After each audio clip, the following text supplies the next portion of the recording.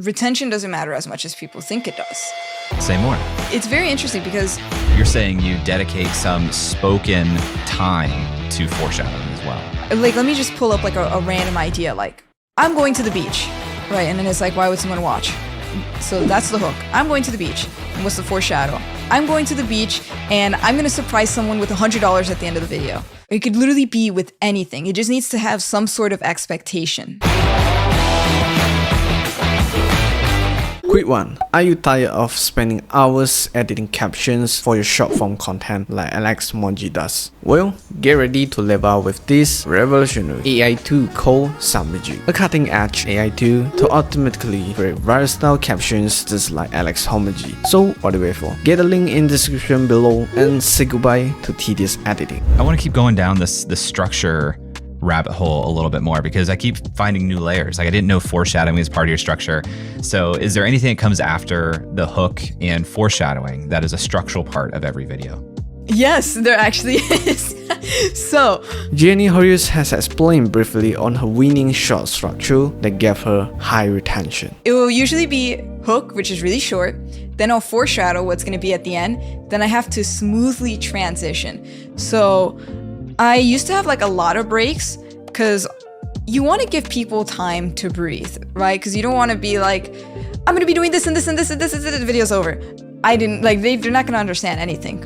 So you want a pacing break without the pacing actually breaking. Let me explain what I mean by that. I did this in my recent video. So it was like, McDonald's banned this item, hook. So I'm going to make it at home, then convince them to put it back on the menu. That's the foreshadow.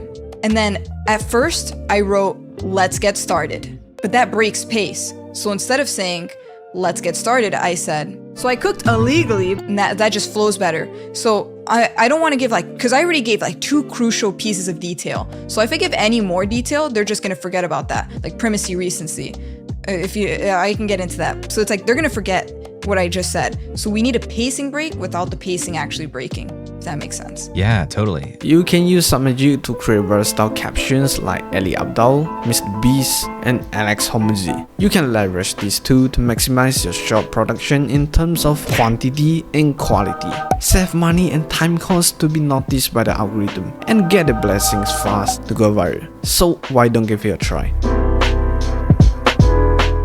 But therefore, storytelling is simply just put a lot of change in the story using conflict, tension, and rising action to make the story more compelling. For example, I went on a walk, then it started raining, then I went back home. It was much more boring than if it was like, I went on a walk, but it started raining. Therefore, I started running back home, and it was raining all over me. But good thing I had a handy umbrella while I was on my way back. Therefore, I got home. Like, it's the exact same story, but it just sounds so much more intriguing when you have like, but, yeah, and then so, or but therefore. You mentioned a moment ago that the age of your audience is typically a little bit younger. How much do you think about who the audience is when you think of ideas? You know, because in my world, to just step back a second, in my world, a lot of times folks have like a very specific avatar that they're creating for, who's trying to achieve some sort of specific goal. I don't think that's the same in more of the entertainment space. So I'd love to hear to what level of detail you think about an audience member in your mind. So Jenny is going to share her thoughts mainly on why you don't necessarily to find your avatar's dreams or their desires, but rather how can you speak to them? Yeah, that's everything. Avatar is everything. So for me, I will think of like specific people. So I would think of like me when I was younger. I'll think about like, these are my favorites to think about, by the way. My nieces are 10 years old. I have 2 nieces that are 7 and 10. And they just moved to America last year. So they barely understand English.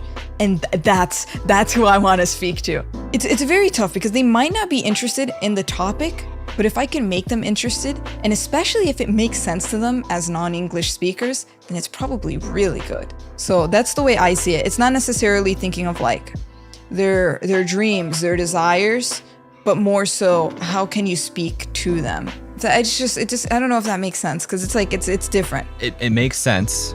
It's interesting for me to hear because I just don't speak to folks on the more entertainment side of the creator world as often. So actually, I'm just coming at it from natural curiosity to hear how you do think about it.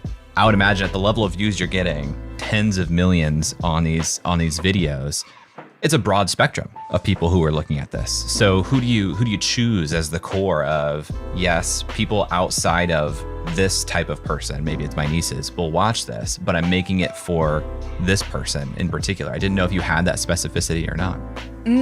Like I said, I do and I don't. So it's in the sense of like, it's mainly like my younger self, which is like kind of weird because my younger self can't actually watch it, but that's like the way I think of it, if that makes sense. Yeah, for sure. Is there anything that you believe to be true, and we can relate it to YouTube or Shorts, but you don't yet have data to support? Oh, there's a couple.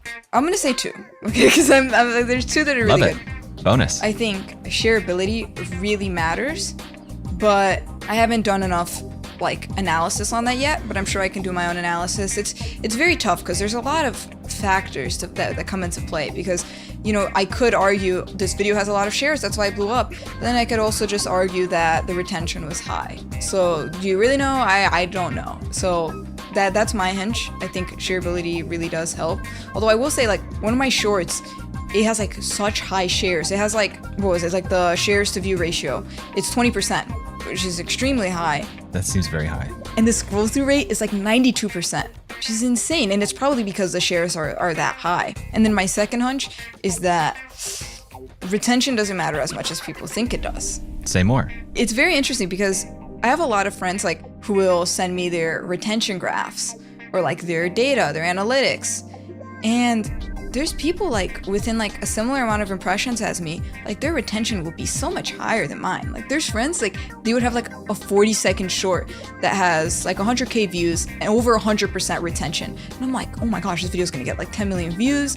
And like, it's not even niche either, but then it never does that. But then Why? For me, like, like for me, what's crazy is like, I've had a short before where it had like 70% retention on the first 100K views, which is like really bad.